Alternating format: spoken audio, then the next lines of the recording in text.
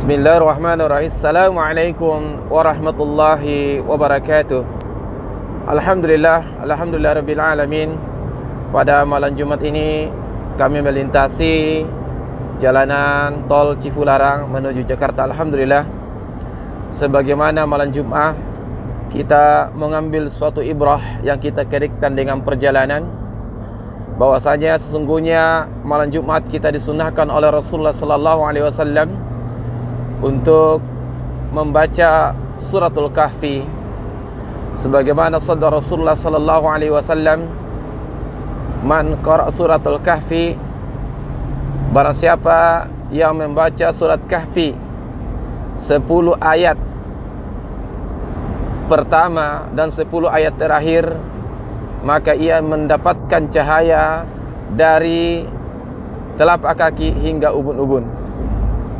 Yang kedua, lanjutannya, barang siapa yang membaca surat kahfi seluruhnya, maka ia mendapatkan cahaya dari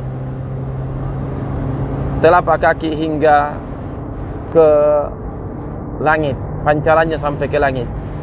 Alhamdulillah, kita mendapatkan pelajaran bahwasanya sesungguhnya jika perjalanan malam ini tidak ada lampu cahaya dari mobil ini, maka sesungguhnya sopir atau perjalanan tidak bisa melihat jalan, boleh saja akan menabrak kiri dan kanan atau bahkan mobil yang ada di depannya. Tidak itu saja, di jalanan ini disertai lampu-lampu yang warna-warni, warna merah dan warna kuning, rambu-rambu yang dengannya kita nampak melihatnya. Ini juga menunjukkan bahwasanya dalam perjalanan hidup kita sangat dan harus memang membutuhkan cahaya dari Allah Subhanahu wa taala berupa cahaya keimanan dan cahaya Al-Qur'an. Oleh karena itu, jangan sampai cahaya kita redup, jangan sampai cahaya kita mati karena keimanan kita tutup dengan dosa-dosa yang kita lakukan, maksiat-maksiat yang kita lakukan kepada Allah Subhanahu wa taala, sehingga cahaya yang sebelumnya diberikan Allah Subhanahu wa taala padam karena energi dari Allah Subhanahu wa taala berhenti. Kemudian juga tetaplah menjadikan mensuplai energi cahaya kepada lampu-lampu dengan senantiasa membaca Al-Qur'an, terutama pada malam Jumat ini. Yang kedua, hikmah yang kita ambil, kalau kita tafsirkan ayat 1 dan ayat 2 surat Al-Kahfi, Allah Subhanahu wa taala berfirman, a'udzubillahi minasyaitonir rajim, alhamdulillahilladzi anzala ala 'abdihil kitaba wa lam yaj'al lahu iwaja qayyima liyunzira qayyima. Bahwasanya di sini Allah Subhanahu wa taala berfirman bahwasanya Allah Subhanahu wa taala memuji surat Kahfi 1 dari 5 ayat yang dibuka dengan alhamdulillah. Dan setelahnya di sini anzala ala 'abdihil kitab wa lam yaj'al lahu iwaja qayyima. Di sini Allah Subhanahu wa taala mengatakan bahwasanya segala puji bagi Allah Subhanahu wa taala yang telah mengutus Rasulullah sallallahu alaihi wasallam khatamul anbiya dan menyertai dengannya Al-Qur'an.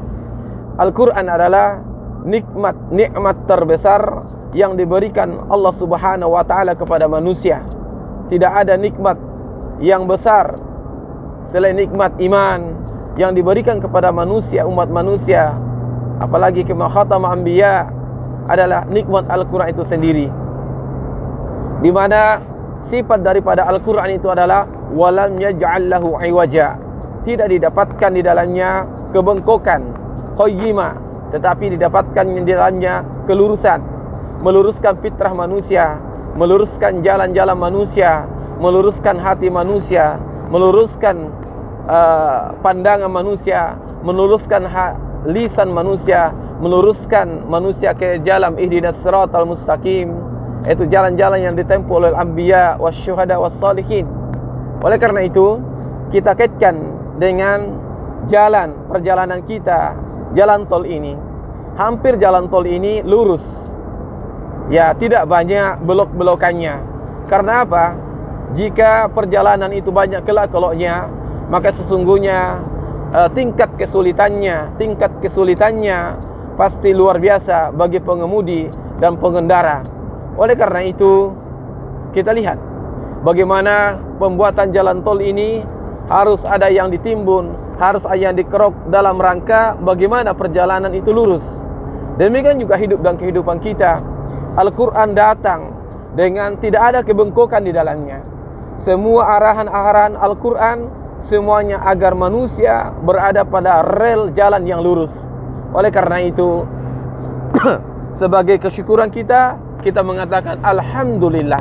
Alhamdulillahilladzi anzala ala abdil kitab wa lam yaj'al lahu iwaja qayyima. Masya Allah. Semoga pelajaran yang kita ambil pada malam hari ini menjadi hal yang penting bagi kita.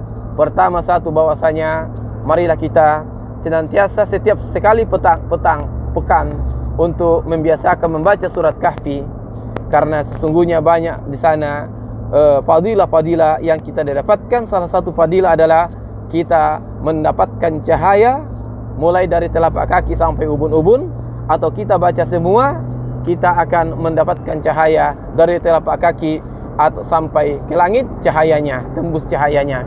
Atau mengatakan hadis yang lain, kalau kita baca surah Kahfi, maka kita mendapatkan cahaya di antara 2 Jumat. Alhamdulillah. Yang kedua, bahwasanya nikmat yang terbesar yang Allah karuniakan kepada manusia adalah nikmat Al-Quran.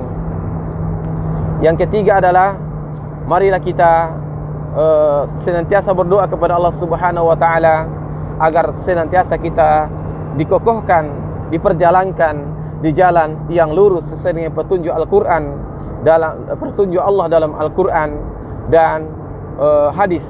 Maka sesungguhnya jika kita senantiasa berada pada rel jalan tol yang lurus tanpa menabrak kiri kanan, maka suatu keniscayaan kemutlakan adalah mengikuti jalan-jalan yang telah ditetapkan Allah dan Rasulnya dalam Al-Quran dan hadis.